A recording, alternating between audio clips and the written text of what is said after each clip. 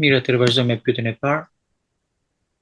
Vëllezër, pse Jezusi donte që ne t'i lutemi Atit në emër të Zotit Jezus? Dhe nuk thot askund në Bibël që të më luteni mua. E dëgjoj shpesh që thuhet që Jezusi është Ati, si thot vetë ai që Ati dhe unë jemi një, por dhe ai vetë i lutej Atit Perëndi. Αδερφέ, Ναι, σας ακούμε. γιατί ο Κύριος μας θέλει να προσευχόμαστε στον Πατέρα στο όνομα του Ιησού. Και δεν λέει πουθενά στη Γραφή ότι πρέπει να προσευχηθείτε στο όνομά μου. Ακούω πολλές φορές να λέγεται ότι ο Ιησούς είναι ο Πατέρας. Ο ίδιος ο Πατέρας, όπως λέει αυτός ότι ο Πατέρας και εγώ είμαστε ένα. Αλλά και ο ίδιος αυτός προσευχόταν στο Πατέρα Θεό. Σωστά. Ναι. Εδώ τώρα υπάρχουν σύγχρονες διδασκαλίες που δεν είναι καθόλου καλές. Ka disa mësime, sidomos të kohët e fundit, që nuk janë fare të mira, Και λένε ότι αφού ο Θεός είναι ένας, δεν είναι τρία πρόσωπα. thonë për shembull, përderisa Perëndia nuk është një, signomi që Επειδή- signomi, Ναι, λένε ότι δεν είναι τρία πρόσωπα, ο Θεός είναι ένα. Γι' αυτό, γι' αυτό προσευχόνται κατευθείαν στον Ιησού. pra thonë që Perëndia nuk është tre persona, është vetëm një. Εδώ όμως τώρα πρέπει να προσέξουμε, γιατί αυτό είναι λάθος. Këtu duhet të kemi kujdes vëllezër, sepse është gabim kjo. Είναι όταν στέλνει ο Κύριος στους μαθητές στο τελευταίο κεφάλαιο του κατά Ματθαίου Ευαγγέλιο, Kur dërgon Jezusi dishepujt e tij tek kapitulli i fundit i Ungjillit sipas Mateut, μας αναφέρει να πάμε να κηρύξουμε στο όνομα του Πατρός, thot του atij Υιού και του Αγίου Πνεύματος. të shkoni dhe të predikoni në emër të Atit, Birit dhe Frymës së Shenjtë, duke pagzuar. Και μας το ξεχωρίζει εκεί ότι είναι τρία πρόσωπα. Dhe na i përcakton atje që janë tre persona. Και πώς θα είναι ένα. Dhe si do jenë një? Εδώ θέλω να προσέξουμε, γιατί όσοι προσπαθήσανε να εξηγήσουν το Θεό τρελαθήκανε. Këtu dua t'u themi diçka shumë të rëndësishme vëllezër, që të gjitha ata persona të cilët deshën të shpjegojnë Trinitetin e Perëndisë u çmendën. Δεν είναι δυνατόν αυτό το μικρό μας το μυαλό και εμείς που ζούμε μέσα σε σάρκα να μπορούμε να λύσουμε τον αιώνιο Θεό. Nuk mundemi ne, domethënë njerëz kaq të vegjël me këtë mendje të vogël, ne që banojmë në mish të shpjegojmë Perëndin. Σκεφτείτε ότι όταν θα πάμε στην αιωνιότητα, Mendoni që kur të shkojmë në përjetësi me Zotin, τότε λέει θα γνωρίσουμε και θα εξακολουθούμε να γνωρίζουμε τον Κύριο. nuk është se do mbarojmë së njohuri, por do vazhdojmë, si thonë, do jetë në vazhdimsi që të njohim Zotin. Και μάλιστα θα μας το πει αυτό ότι είναι το μυστήριο του Θεού και Πατρός και του Χριστού. Bile thotë fjalë e Zotit tu që të njohim misterin e Perëndisë dhe të Jezusit. Αυτό λοιπόν είναι ένα μυστήριο. Ky është një mister. Για να μην μπερδευόμαστε, θα το παίρνουμε πολύ απλά όπως μας το λέει. Që të mos ngatërohet askush nga ne, do t'i marrim gjërat ashtu sikurse i thot fjala e Perëndisë. Ότι ο Χριστός μας προσευχόταν στον Πατέρα και έλεγε «Πατέρα μου, στα χέρια σου παραδίδω το πνεύμα μου». Që Jezusi i lutej Atit Perëndisë dhe i thoshte në duart e tua lë frymën time. Σε άλλο σημείο μας λέει ότι το Πνεύμα το Άγιο θα μας οδηγήσει σε όλη την αλήθεια. Diku në një moment tjetër thotë që fryma e shenjtë do na drejtojë në të gjithë të vërtetën. Έρχεται το Πνεύμα το Άγιο και αυτό και μιλάει στον άνθρωπο και τον οδηγεί. Vjen fryma e shenjtë dhe i flet çdo njeriu për ta shpëtuar dhe për ta drejtuar. Δεν έχουμε λοιπόν είναι ένας Θεός, αλλά είναι τρία πρόσωπα. Themi pra saktësisht që është një Perëndi 3 persona. Τώρα θα μου πείτε εξήγησε το αυτό. Τι να εξηγήσω, δεν μπορώ να το εξηγήσω. Do më pyesi ndokush atëherë na shpjego këtë. Nuk mundem ta shpjegoj, ç'a mund të shpjegoj unë. Ούτε μας βάζει κανείς να το εξηγήσουμε αυτό. Askush nuk na vë që ta shpjegojmë këtë gjë. Απλά το πιστεύουμε. Më thjesht e besojmë atë që thot. Αφού έτσι το είπε ο Κύριος, έτσι είναι. Përderisa kështu e thot Zoti, kështu është. Τα υπόλοιπα θα τα δούμε όταν θα τον δούμε πρόσωπο με πρόσωπο. Të tjera do t'i shohim dhe do t'i kuptojmë kur ta shikojmë sy për sy dhe fytyrë për fytyrë. Τώρα εμείς από εδώ τι να εξηγήσουμε Θεό, δεν μπορούμε γιατί είμαστε με σάρκα. Tani çfarë mundemi ne të themi do shpjegojmë neve Perëndin? Ne jemi në mish. Γι' αυτό το παίρνουμε απλά όπως μας το λέει η Γραφή. Për këtë arsye i marrim gjërat shumë thjesht dhe shumë të hapura, ashtu se kurse na mëson Shkrimi i Shenjtë. Βλέπουμε 3 πρόσωπα στο όνομα του Πατρός, του Υιού και του Αγίου Πνεύματος. Shikojmë 3 persona, siç na thot fjala e Perëndis, në emër të Atit, të Birit dhe Frymës së Shenjtë. Και πρέπει να ξέρουμε και πώς εργάζεται ο Θεός και είναι συνδεδεμένος τέλεια μεταξύ του. Dhe duhet të kuptojmë se si funksionon, domethënë Ati Perëndia, si funksionon edhe si janë të lidhur këta 3 persona me njëri tjetrin për shpëtimin e njeriu. Το Πνεύμα το Άγιο μας παίρνει και μας πάει στον Χριστό τώρα, γιατί αυτό υπηρετεί τώρα την Εκκλησία. Fryma e Shenjtë na merr dhe na çon te Krishti, sepse ai është vend tani për të funksionuar në veprën e Zotit. Ο Χριστός τώρα που έχισε το αίμα του, γιατί το αίμα δεν το έχισε ούτε ο Πατέρας ούτε το Πνεύμα το Άγιο. Ο Χριστός μας έχισε το αίμα του. Krishti është ai që dha gjakun e tij për të na shpëtuar neve nga mëkatet. Nuk e dha gjakun as Ati, as Fryma e Shenjtë. Αυτός τώρα ο Κύριος που μας έδωσε το Πνεύμα το Άγιο, ο Ιησούς μας Χριστός, έρχεται τώρα και λέει μεσητεύει για μας πλένει με το αίμα του, αλλά κάποιος πρέπει να μας δικαιώσει. Αλλά κάποιος πρέπει να μας δικαιώσει, δηλαδή είναι ο ανώτατος κριτής αυτή τη στιγμή. Pra Krishti tani që να το πω πιο απλά, περίμενε.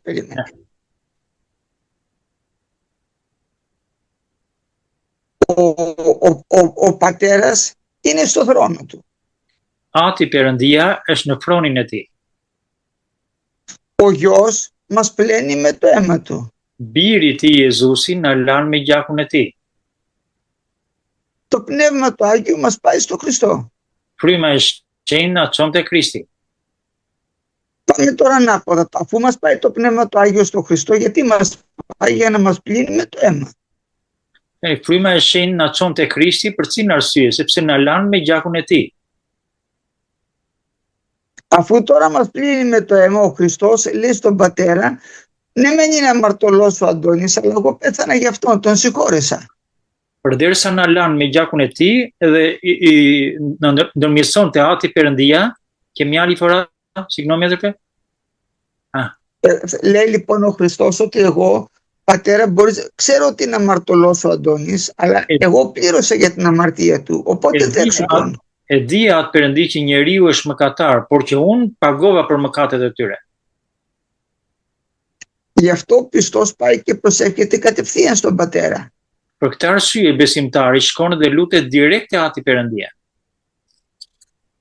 Εάν όμως δεν μπει στη μέση το αίμα του Χριστού να μας καθαρίσει, δεν μπορεί να μας ακούσει ο Πατέρας. Nëse nuk futet në mes gjaku i Jezu Krishtit, nuk mundet të na dëgjojë Ati Perëndia. Γι' αυτό η προσευχή απευθύνεται στον Πατέρα. Për këtë arsye lutja drejtohet te Ati Perëndia. Εκείνος δίνει τα αιτήματα, εκείνος απαντάει, εκείνος όλα τα κάνει ο Πατέρας τώρα από το θρόνο του. Ai merr kërkesat që kemi, të gjitha ati i ka përpara fronit të tij. Θα μου πείτε ότι ο Ιησούς δεν κάνει τίποτα? Do më thoni që Krishti nuk bën asnjë? Όχι, μεσητεύει. Bën, si s'bën, ndërmjetëson për gjithë secilin prej nesh. αυτή τη στιγμή είναι σαν ιερέας στα δεξιά του Πατέρα και μεσητεύει για μας. Në këtë moment, do më thënë që nga momenti që unë gjitë lartë në qiell, është ndërmjetëson për gjithë secilin prej nesh atje te Ati Perëndia. Γι' αυτό η προσευχή πάει κατευθείαν στον Πατέρα. Për këtë arsye lutja shkon direkt tek Ati Perëndia. Δεν ξέρω αν θέλετε και κάποια άλλη ακόμα διευκρίνηση, γιατί είναι πολύ δύσκολο αυτό το θέμα. Është shumë e vështirë kjo temë, por që më mirë është të marrim gjërat thjesht ashtu sikur se na mëson fjala e Zotit. Amin. Amin. Vazhdojmë me një. Δεν θα πούμε εμείς στο Θεό πώς, δεν θα πούμε εμείς στο Θεό πώς να είναι, τι πρέπει να κάνουμε. Εμείς απλά κάνουμε αυτό που μας λέει. Nuk do t'i themi ne Zotit se ç'a duhet të bëjmë. Ne thjesht bëjmë atë që Zoti na thotë. Δεν θα πούμε εμείς στον Κύριο ότι για να το λες αυτό δεν το λες σωστά ή πρέπει να το διορθώσουμε. Εμείς θα διορθώσουμε τον Θεό. Nuk do gjykojmë neve Zotit t'i themi këtë që ti po thua nuk e thua mirë, duhet t'i rregullojmë atje. Ne do ta rregullojmë Zotin. Γιατί όταν εμείς λέμε αυτό λέει ο Κύριος, όποιος προσθέτει τώρα, προσθέτει για το κακό της ψυχής του. Është kaq e rëndësishme vëllezër që as mos shtojmë, as mos heqim, sepse ai që i shton fjalës që thot Zoti, i shton të keqen vetes së tij. Ακριβώς όπως μας το λέει η Γραφή το λέμε, δεν χρειάζεται ούτε παραπάνω ούτε παρακάτω. Saktësisht atë që thot fjala e Zotit nuk është nevoja as më shumë, as më pak. Amin. Një pyetje tjetër është tek Ungjilli sipas Mateut, kapitulli i parë, rreshti 5. Solomonit i lindi Boazi nga Rahabi. Pyetja është, Rahabi është ajo prostituta që ruajti që fsheu vëzhguesit? A dhe fe? Ναι, ακούω. Στο κατά Μαθαίο Ευαγγέλιο, πρώτο κεφάλαιο, εδάφιο 5. Εκεί που λέει ο Σολομώντας γέννησε τον Βοάζ από τη Ραχάβ. Η Ραχάβ είναι η γυναίκα που κρύφτηκε αυτή η κακή γυναίκα ή είναι μια άλλη γυναίκα? Όχι. Ο Σολομώντας είναι πολύ μετά. Η Ράβ ήταν στην αρχή που μπήκε στη γη Χανaan, στην Ιεριχώ. Nuk është ajo grua për cilën bëhet pyetja, Rahabi, ajo prostituta është shumë kohë përpara. Εκείνη η Ράβ με αυτή που αναφέρει εδώ πέρα ο Σολομώντας, εδώ πέρα η Γραφή, αυτή η Ράβ έχει 500 χρόνια περίπου διαφορά. Kjo Rahabi që përmend fjalën e Zotit këtu, domethënë nga Boazi, është gati 500 vjet mbas asaj Rahabit prostitutës që bëhet pyetje. Έτσι, το Σολομών έγινε στο Ροβάμ. Σε ποιο εδάφιο λες τώρα εσύ εδώ για να το δω κι εγώ? Εδάφιο πρώτο κεφάλαιο, εδάφιο 5 λέει. Συγγνώμη εδώ. Ναι. Εδώ πέρα όταν λέει ότι ο Σαλμών γέννησε το Βόζ. Ναι, αυτό είναι. Επ' της Ραχάβ, έτσι. Ναι, αυτό είναι. Ναι, δεν είναι αυτή, και αυτή είναι πολύ, έχει μεγάλη διαφορά, είναι τουλάχιστον 200 χρόνια πριν. Pra vëllezër, nuk është ajo grua për cilën bëhet pyetja, ka shumë vite domethënë, 200 deri në 500 vjet më pas. Ναι. Έτσι. Ναι. Γιατί βλέπουμε ότι μετά ο Βίδε γέννησε ο Βόζ γέννησε τη Ρούθο και τον Ιεσέ. Είναι γύρω στα 150-200 χρόνια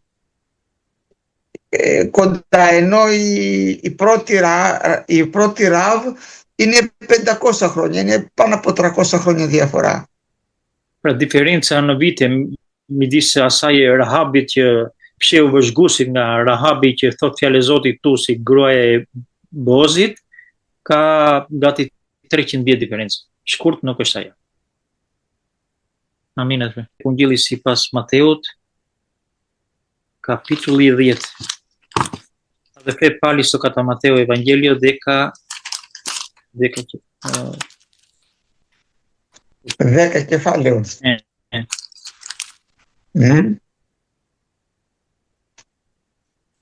Είναι το εδάφιο 16. Është rreshti 16 vëllezër. Kapitulli 10 e Ungjillit sipas Mateut, rreshti 16. Ja unë po dërgoj si delen me suqërve, jini pra të mençur si gjaprind dhe të pastër si pluma. Αδερφέ 16. Να γίνεται λοιπόν φρόνιμο όπως η όφης και απλώς η περιστερέ. Ναι, pyetja është pse e thot të mençur si gjaprind dhe të pastër si pluma. Γιατί το λέει έτσι, αδερφέ? Γιατί το φίδι είναι φρόνιμο. Sepse gjapri është i mençur. Θα δείτε και στον παράδεισο ήταν το φρονιμότερο όλων των ζώων. Edhe te kopshi e Edenit, fjalë e Perëndisë e përshkruan që gjapri ishte një ndër kafshët më të mençura. Για να καταλάβουμε τι σημαίνει η λέξη φρόνιμος. Që të kuptojmë saktë fjalën çfarë do të thotë fjala i mençur. Ο φρόνιμος είναι αυτός ο οποίος βλέπει κάτι και πριν γίνει προσπαθεί να αποφύγει αυτό το κακό το οποίο έρχεται. I mençur është ai që shikon për shembull ta zëm diçka edhe bën kujdes, për shembull është diçka e keqe, merr masa largohet. Εδώ στην Ελλάδα, για να εξηγήσω με αυτή τη λέξη, λέμε ότι των φρονίμων τα παιδιά πριν πεινάσουν μαγειρεύουν. Δηλαδή προετοιμάζονται πριν γίνει αυτό πριν έρθει η ώρα. Këtu në Greqi për shembull ekziston një fjalë e urtë që përpara se të vijë ora e uris, merren masa për të gatuar. Το φίδι τώρα είναι φρόνιμο γιατί όταν δει να πλησιάζει κάποιος σιγά σιγά πάει να κρυφτεί. Αποφεύγει οποιοδήποτε καυγά ή φασαρία ή ένταση σκοτωμό. Gjarpri për shembull është i mençur sepse në rastin kur shikon që dikush shkon drejt tij, bëhet shpejt e shpejt merr masa dhe largohet, fshihet. Και προσπαθεί σιγά σιγά να κρυφτεί. Αν βέβαια το πάρει είδηση αντιστέκεται. Dhe në qoftë se ndokush domethënë afrohet edhe do ta ngacmoj, fillon edhe kundërshton. Αυτό θέλει να μας πει και εμάς, ότι μας στέλνει τώρα σαν πρόβατα μες στους λύκους. Këtë do na thojë edhe neve tani që na dërgon si dele në mes të uqërve. Όταν βλέπεις ο άλλος ότι του μιλάς και δεν πιστεύει, τι θα επιμένεις μέχρι να φας ξύλο δηλαδή? Kur shikon për shembull një tjetri që ti i flet edhe nuk beson, çfarë do bësh? Do vazhdosh ti flasësh, ta mërzisësh derisa të qelloj, të godasi? Γιατί αυτός δεν είναι απλός άνθρωπος, δεν είναι, πώς το λένε, φρόνιμος. Sepse ai njeri të cilit ti i flet nuk është njeri i mençur. Σας φέρω ένα παράδειγμα. Ju sjell një shembull. Είχε πάει μία φορά ένας αδερφός να ευαγγελίσει μια γυναίκα. Kishte vajtur një vëlla që ti predikonte, të ungjillizonte një grua. Τα σπίτια ήταν τότε κοντά, είχε έτσι μια αυλή γυναίκα και ήταν μέσα στην αυλή της και εκεί στον κήπο της έκανε τις δουλειές της. Στην αυλή της. Atëre shtëpitë ishin shumë afër me njëra tjetrën dhe gruaja kishte atë oborrin përpara dhe ishte aty në oborr dhe bënte diçka punë për veten e saj. Εκεί ο αδερφός λοιπόν αντί να πάει από την πόρτα να της μιλήσει, να μπει μέσα, δίνει μία, ξεπερνάει εκεί το φράχτη, πετιέται μπροστά της. Vllai nuk tregohet i mençur, domethënë që të futej nga dera, ti merrte leje për të futur, po ka përcen atë gardhin edhe direkt përballë saj. Μόλις το βλέπει αυτό τρόμαξε, του λέει τι θέλεις άνθρωπε μου? Sa e pa ajo gruaja në këtë mënyrë, domethënë që veproi, thotë çfarë do njëri? Αυτός της λέει δώσ' μου ένα πίο. Ai thotë më jep të pi. Λέει η γυναίκα, πώς έτσι μπαίνεις μέσα στο σπίτι μου από το φράχτη και λες δώσ' μου να πιω? Τι είσαι εσύ? Ajo gruaja thotë si është e mundur që ti ka përcen gardhin dhe jo në dera bjen më thua mua më jep të pi. Αυτός λέει αν ήξερες ποιος είναι αυτός που σου μιλάει εσύ θα ζήταγες από μένα και θα σου δίνει ζωντανό νερό. Ndërsa ai thotë, në qoftë se ti do ta dije se kush është ai që po të kërkon të pi ujë, do të kërkoje vetë që të pijen ai ujë. Λέει η γυναίκα δεν μπορεί να συνοηθώ μαζί σου, κάτσε να φωνάξω τον άντρα μου. I thot ajo gruaja, nuk mundem të bisedoj me ty, as të kuptoj, prit çik të rras burrin tim. Και τότε αυτός της λέει 5 άντρες έλαβες και αυτός που έχεις δεν είναι δικό σου. Ndërsa ai I kthen përgjigje 5 burra kishe edhe këtë që ke nuk është I yti. Και εκείνη την ώρα βγαίνει έξω ο άντρας και ακούει αυτά που της έλεγε. Dhe në atë moment del jashtë burri I cili dëgjon të gjithë bisedën. Πιάνει ένα καδρόνι, του ρίχνει μία και του σπάσε 3 πλευρά. Merr një dru, një shkop edhe godet edhe I thyen 3 brinj. Πάει μετά στο νοσοκομείο. Shkon në spital. Τον επισκέπτονται αρφή, του λένε τι έγινε, πώς έγινε. I afrohen vlezërit, motat, I thonë, çfarë ke, si të ndodhi kjo gjë? Λέει για το όνομα του Κυρίου ραβδίστηκα. I kthen përgjigje që për emrin e Krishtit më goditën. Και όταν είπε στα αδέρφια τι ακριβώς έγινε, όλα, νόμιζα λέει ότι τέριαζαν όλα, λέει ότι όπως ο Χριστός μίλαγε η Σαμαρίτσα τέριαζαν, λέει, και έλεγα και εγώ τα ίδια. Kur vëllezërit e morën vesh praktikisht të vërtetën, edhe I tha që ashtu sikurse Krishti ju drejtua asaj grua samaritane, edhe unë mendova dhe të njëjtat fjalë ju drejtova kësaj gruas.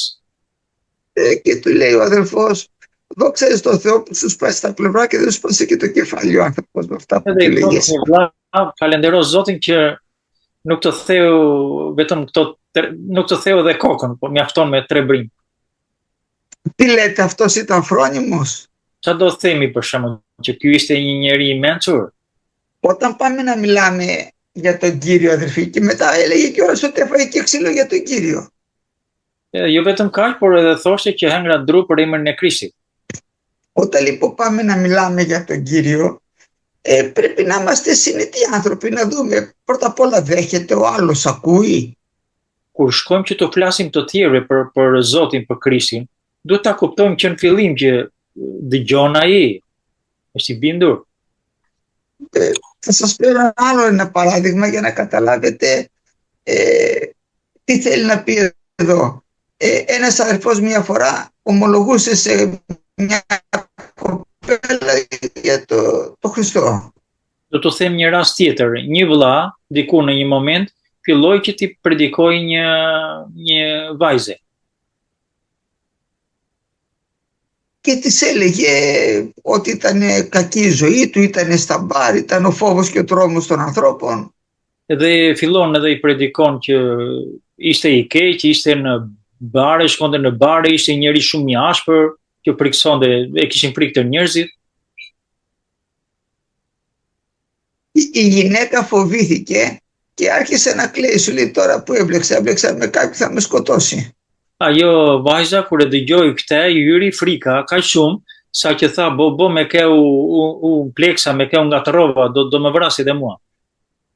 Εκείνος που την είδε και έκλαιγε, νόμιζε ότι αυτή αναγεννήθηκε και έκλαιγε. Και της έλεγε όλο και περισσότερα και ήμουνα πιο κακός. Ky vllai tani, nga që shikonte që ajo grua, ajo vajza, domethënë po qante, ajo qante nga frika, ndërsa ky mendoi se rilindi edhe filloi t'i thoi gjëra të tilla, domethënë akoma më të keqe për veten e tij si ishte jeta. Ne? Εκείνη έκλαιγε ακόμα περισσότερο από το φόβο της. Ajo vazhdonte të qante akoma më shumë nga frika e atyre që thoshte ai. Εκείνος νόμιζε τώρα ότι πολύ δυνατή αυτή η αναγέννηση. Ndërsa ai mendonte akoma, domethënë me mendjen e tij që një rilindje kaq shumë e fuqishme te kjo motë sa po qan. Ευτυχώς το πήραμε είδηση κάποια αδερφή και ελευθερώσαμε τη γυναίκα και έφυγε. Να μην πάθει η ψυχή της, την τρομάρα. Për fat të mirë erdhën disa vëllezër të tjerë që vajtën atje, ja shpjeguan asaj motrës edhe nuk ndodhi domethënë me e keqja. u sqaruan gjëra. Δηλαδή, δεν καταλαβαίνουμε τι είναι αυτό το οποίο κάνουν εκείνη την ώρα. Domethënë nuk kuptojmë se atë që ndodh, domethënë në atë moment. Είμαστε φρόνιμοι άνθρωποι, δηλαδή βλέπουμε και προσπαθούμε να καταλάβουμε τον άλλο. Δεν θέλει να του μιλήσουμε, σε ευχαριστούμε, φεύγουμε. Domethënë në momentin që fillojmë edhe flasim, duhet jemi të mençur, të kuptojmë edhe atë karakterin e tij. Nuk do që ti flasim me, atëherë mirëpafshim. S'ka problem. Κουράστηκε ο άνθρωπος την ώρα που του μιλάμε για τον Χριστό. Τον αφήνουμε, δεν μπορεί να αντέξει άλλο. Në qoftë se dikush për shembull që të dëgjon për fjalën e Zotit, lodhet, nuk të duron me, mos vazhdo me. Το καταλαβαίνουμε και με αυτόν τον τρόπο μετά στο τέλος κερδίζουμε τους ανθρώπους, κερδίζουμε ψυχές. E kuptojmë domethënë tjetrin, edhe në këtë mënyrë ndalojmë. Mjafton, edhe në këtë mënyrë fitojmë edhe të tjerët me mënyrën se si veprojmë. Όταν λοιπόν πηγαίνετε τώρα σε ένα μέρος και μιλάτε για τον Χριστό, πρέπει να είσαστε φρόνιμοι. Kur shkoni nga një vend në një vend tjetër, duhet jeni të mençur. Γιατί απέναντί σας έχετε σκληρούς ανθρώπους, είστε πρόβατα και άλλοι είναι κακοί, έχετε να αντιμετωπίσετε και ανθρώπους δύσκολους. Sepse mund të përballeni me njerëz të cilët mund të jenë shumë të ashpër, edhe do keni probleme pastaj. Γι' αυτό πρέπει να είμαστε φρόνιμοι. Όταν βλέπεις ότι ο άνθρωπος δεν θέλει, τον αφήνεις. Δεν το κάνεις με το ζόρι για να φας ξύλο. Për këtë arsye duhet jemi të mençur, nuk do të thotë për shkak që do predikojmë se s'bën me zor, të arrish deri atij sa të godasin, të harsh Και απλή όπως το περιστέρι. Και απλή όπως το περιστέρι. Dhe të pastër si απλώς, δηλαδή δεν χρειάζεται να λέμε πολλές. Δεν χρειάζεται πολλές φιλοσοφίες. Kur fillojmë dhe predikojmë, nuk është puna që të themi shumë filozofi, shumë fjalë. Με απλότητα διατυπώνουμε αυτό το οποίο θέλουμε να πούμε. Πολύ απλά λόγια. Δεν χρειάζεται να λέμε με λόγια που δεν καταλαβαίνει ο άλλος. Me fjalë shumë të thjeshta, të hapura, që edhe tjetri të kuptojë dhe pa e mërzitur. Όπως το περιστέρι είναι ήσυχο πουλί, δεν είναι κοράκι ούτε γήπας που αρπάζει. Prandaj thotë të pastër si pëlluma, sepse pëllumi është një shpend domethënë shumë i urtë, e kështu duhet jemi edhe neve. Nuk është si skripteri që merr dhe rrëmben edhe. Ναι. Τα λόγια λέει των σοφών ακούγονται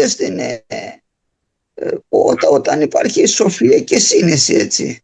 Fjalët e të mençurve kudo dëgjohen, pra ku ka mençuri dhe dituri, kudo dëgjohet. Μιλάμε με πραότητα, αυτό πάει να πει να είμαστε απλοί όπως το περιστέρι και να μιλάμε απλά και κατανοητά, να καταλάβει ο άλλος τι λέμε. Po flasim thjesht, me fjalë të kuptueshme që edhe tjetri ato që i flasim ti kuptoj. Αυτό θέλει να πει εδώ πέρα αυτό το εδάφιο. Këtë do të thojë fjalë e Zotit në këtë varg. Amin. Pyetja është e tillë, shumë kisha për pagëzimin praktikojnë një kurs të veçantë mësimesh, disa mujoshe, së bashku për të gjithë besimtarët e rinj në besim në kisha dhe pastaj pagëzojnë së bashku. Pyetja. Kjo praktika bie dakord me fjalën? Një besimtar i ri në kishë që ka vendosur të pagëzohet sa më parë, sa kohë duhet të marrë mësime përpara se të pagëzohet? Ο κάθε αδελφός, ο προϊστάμενος που βαπτίζει, Ναι. Ai përgjegjësi i kishës që pagëzon në ujë, πρέπει να βλέπει και να καταλαβαίνει εάν ο αδελφός είναι έτοιμος για να βαπτιστεί. Duhet të shikojë dhe duhet të kuptojë që vllai apo motra është gati për të pagëzuar. Ο Φίλιππος κατάλαβε ότι ο Ευνούκος είναι έτοιμος και το βάπτισε την ίδια μέρα. Rasti i Filipit është që Filipi, për sa kohë ndajti me eunukun e Etiopas, e kuptoi që ishte gati për të pagëzuar dhe e pagëzoi. Την ημέρα της Πεντηκοστής σου βάφτισαν όλους την ίδια μέρα. Në ditën e Pendikostis, ditën e rëshave, u pagëzuan në të njëjtën ditë 3.000 veta. Αν θα δούμε στη φυλακή που ήταν ο Παύλος στους Φιλίππους, την ίδια νύχτα επί τόπου, δεν περίμενε να ξημερώσει. Την ίδια νύχτα βαφτίστηκε αυτός και όλη του η οικογένεια. Mbas asaj nate që apostulli Paul ishte në burg, u pagëzua të njëjtën natë rojtari i burgut dhe tërë familja e tij. Të njëjtën natë.